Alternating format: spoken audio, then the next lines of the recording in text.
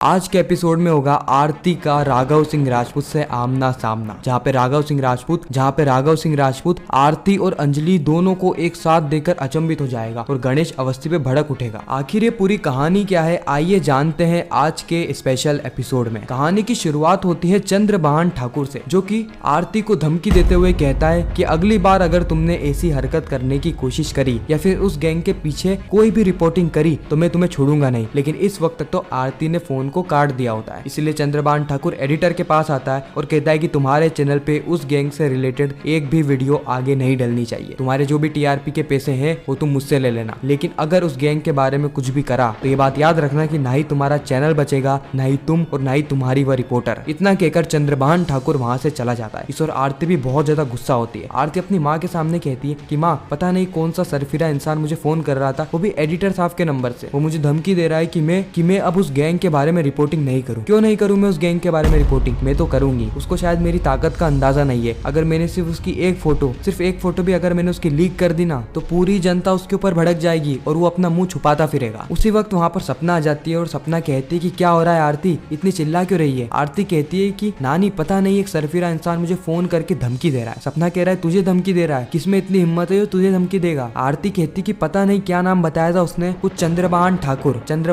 हाँ, चंद्रभान ठाकुर। वह अपने आप को बहुत बड़ा तीसमार खान समझता है। वह कह रहा है कि अगर मैंने अगली बार उस गैंग के खिलाफ रिपोर्टिंग करी ना तो मुझे छोड़ेगा नहीं। और चंद्रभान ठाकुर का नाम सुन के तो सपना के पांव तले जमीन खिसक जाती है। सपना का हाथ दूजने लगता है, वो हड़बड़ाने लगती है। यह देखकर आरती घबरा जाती है। आरती कहती है कि नानी, आपको क्या हुआ है? चंद्रभान ठाकुर का नाम सुन के आप इतनी ज्यादा घबरा क्यों रही हैं? इस वक्त तक अंजलि के शरीर में भी हलचल होने लगती है। उसी वक्त सपना जोर से चिल्लाकर एडवोकेट गणेश अवस्थी को बुलाती है और सारी चीजें बताती है कि आज आरती को फोन आया था। वो फोन था चंद्रभान ठाकुर का। आरती कहती है कि नानी, आप जानती हो क्या चंद्रभान ठाकुर को? क्योंकि जब से मैंने उसका नाम लिया है तब से आप बहुत अजीब सा बिहेव कर रही हो। सपना कहती कि नहीं, मैं नहीं जानती चंद्रभान ठाकुर को, पता नहीं कौन है, लेकिन मैं ये जरूर जानती हूँ कि अगर किसी ने तुझे धमकी दी है तो फिर तेरे ऊपर खतरा है। इसकी हमें जल्द से जल्द शादी करानी होगी। गणेश अवस्थी कहता है कि अगर यही निर्णय है तो इसकी शादी हम जल्द से जल्द करवा देंगे। आरती कहती है लेकिन क्यों? आप लोग मुझे इस घर से इतनी जल्दी क्यों भेज रहे हो? सपना कहती है कि मैं पहले ही एक बेटी को खो चुकी हूँ, अब मैं दूसरी बेटी को खोना नहीं चाहती, इसीलिए तुम्हारी शादी जल्द से जल्द करानी ही होगी, किसी भी हालत में करवानी होगी। इतना कहकर सपना और गणेश अवस्थी पद्मा के साथ वहाँ से चले जाते हैं। आरती मनी मन में सोच रही होती है कि इस पूरा ही सीन का जिम्मेदार कहीं ना कहीं वह चंद्रभान ठाकुर है। आखिर है कौन वो चंद्रभान ठाकुर? मुझे पूछना होगा एडिटर साहब से। अगले ही पल हम देखते हैं कि आरती पहुंच जाती है एडिटर साहब के पास। एडिटर साहब के पास जाने के बाद वो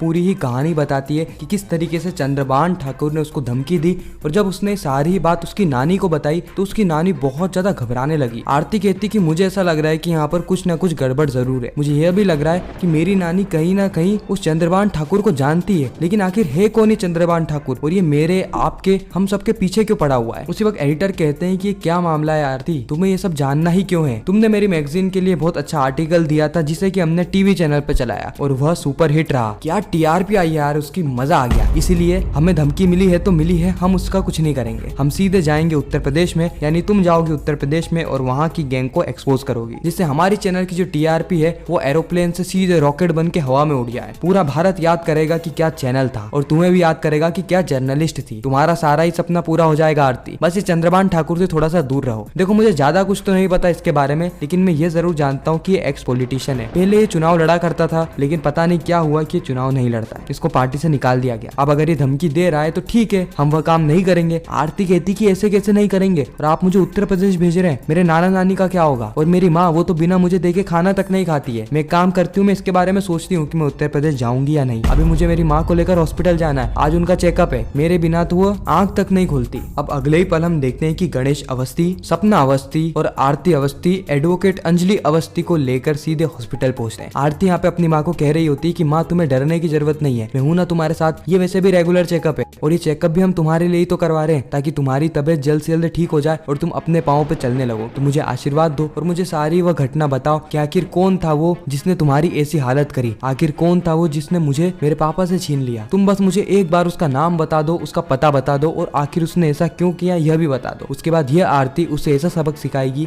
सिखाएगी कि वह जिंदगी भर याद करेगा। वह जिंदगी भर पछताने वाला है कि उसने गलत इंसान से पंगा ले लिया। तुम तो पहले कहा करती थी ना कि कोर्ट में तुम्हारी बात चलती है और कोर्ट के बाहर तुम्हारा हाथ। बस एक बार तुम जल्द से जल्द ठीक हो जाओ और उसके बाद तुम्हारा हाथ चलेगा और मेरा कैमरा चलेगा। हम दोनों मिलके इतनी खतरनाक रिपोर्टिंग करेंगे कि यह दुनिया देखती रह जाएगी और हमें नोबेल प्राइज भी देगी। ये सारी बातें गणेश अवस्थी और सपना अवस्थी सुन रहे होते हैं। इन दोनों की आंखों में आंसू आ जाते हैं और बहुत ज्यादा भावुक भी होते हैं, क्योंकि इन्होंने अभी तक आरती को उसके घर वालों के बारे में नहीं बताया है कि उसके पिता कौन थे, उसका पिता का परिवार कौन था। उसी वक्त वो नर्स आती है जिसने आज से कई साल पहले, यानी आज से करीब 21 साल पहले आरती को बचाया था। आरती के बारे में किसी को भी कुछ नहीं बताया, जिससे कि आरती आज भी सुरक्षित है। क्योंकि अगर यह नर्स उस समय सारी सच्चाई युवराज ठाकुर के गुंडों के सामने उगल देती तो अभी तक आरती जिंदा नहीं बचती, अभी तक आरती की मौत हो चुकी होती। लेकिन ऐसा नहीं है, आरती अभी भी जिंदा है क्योंकि इस नर्स ने अपना मुंह बंद रखा। वह नर्स आरती को देखकर बहुत ज्यादा घबरा जाती है। वो गणेश अवस्थी से पूछती है क्या यही है एडवोकेट अंजलि अवस्थी की बेटी? गणेश अवस्थी कहता है कि हाँ, लेकिन अभी तक हमने इसको या फिर किसी को भी इसके बारे में नहीं बताया है। सबको ऐसा ही लगता है कि ये पैदा होते ही मर गई। और ये सारी बातें आरती सुन लेती है। आरती कहती है कि नानू, आप ये क्या कह रहे हैं कि मैं पैदा होते ही मर गई? आपने सब लोगों को ये सारी बातें बताई, लेकिन क्यों? मुझे इसका जवाब चाहिए। उसी वक्त गणेश अवस्थी कहता है कि मैं तो मजाक कर रहा था आरती, मैं मजाक कर रहा था। आरती कहती कि नहीं, आप मजाक नहीं कर रहे थे। लेकिन इस वक्त तक डॉक्टर कहते हैं कि एडवोकेट अंजलि अवस्थी जल्दी आओ। इसलिए आरती को अपनी माँ को लेकर जाना पड़ता है और ये सवाल ही रह जाता है। उसके जाने के बाद नर्स सॉरी कहती है और बताती है कि मुझे नहीं पता था कि आपने इनको अभी तक सच्चाई नहीं बताई है। गणेश कहता है कि अगर मैंने सच्चाई बता दी होती तो ये वापस से इसके परिवार के पास लौट कर जाती सवालों के जवाब लेने के लिए, अपनी माँ को इंसाफ दिलाने के लिए। बहुत ज्यादा प्यार करती है अपनी माँ से। उसी वक्त वहाँ पर आ जाता है राघव सिंह राजपूत और राघव सिंह राजपूत और गणेश अवस्थी का होता है आमना सामना। गणेश अवस्थी राघव सिंह राजपूत से पूछता है कि आप यहाँ पर क्या कर रहे हैं? अभय कहता है कि आपको क्या मतलब, वो वैसे भी यहाँ पर चेकअप करवाने आए, लेकिन आप यहाँ पर क्या कर रहे हैं? आपके पास पैसे हैं यहाँ पर चेकअप करवाने के? वैसे तो हमारी जिंदगी बर्बाद कर चुके हैं, लगता है किसी और की भी जिंदगी बर्बाद करके उससे सारे पैसे लूट लिए आपने। गणेश अवस्थी कहता है कि अभय, जबान संभाल के बात करना, तुम मेरे बेटे जैसे हो। अभय कहता है कि मैं आपके बेटे जैसा नहीं हूँ और मुझे आपसे कोई बात करनी ही नहीं है। इतना कहकर ये दोनों ही वहाँ से चले जाते हैं। लेकिन राघव सिंह राजपूत वापस से पलट के आता है और गणेश अवस्थी से कहता है कि तुम्हारी बेटी अभी भी जिंदा है, लेकिन मेरा बेटा मर चुका है। लेकिन तुम्हारी बेटी को उसकी सजा मिल चुकी है, वो जिंदा लाश बन के रह चुकी है। भगवान ने उसे मौत से भी बदतर सजा दी है। लेकिन इन सारी चीजों से यह मत सोचना कि मेरे अंदर अंजलि को लेकर दया आ जाएगी। अंजलि ने जो कुछ भी किया था